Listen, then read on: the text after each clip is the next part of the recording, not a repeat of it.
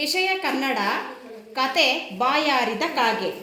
ಒಂದು ತುಂಬ ಬಿಸಿಲಿರುವ ದಿನ ಕಾಗೆ ತುಂಬ ಬಾಯಾರಿತ್ತು. ಅದು ಎಲ್ಲ ಕಡೆ ನೀರನ್ನು ಹುಡುಕುತ್ತಾ ಹೋಯಿತು. ಎಲ್ಲ ಕಡೆ ಕೆರೆ, ಕಟ್ಟೆ, ಬಿಂದಿಗೆಗಳಲ್ಲಿ ಹುಡುಕಿತು. ಎಲ್ಲಿಯೂ ಕೂಡ ನೀರು ಸಿಗಲಿಲ್ಲ.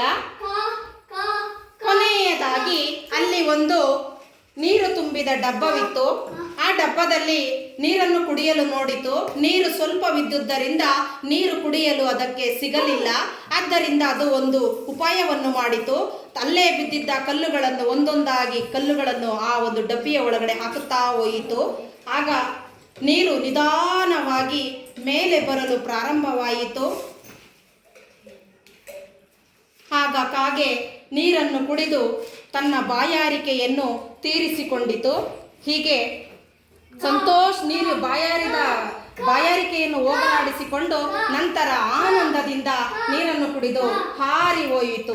ಇದರ ಒಂದು ಮಾರಲ್ ಆಫ್ ದ ಸ್ಟೋರಿ ಅಂದರೆ where there is a will there is a way. Thank you.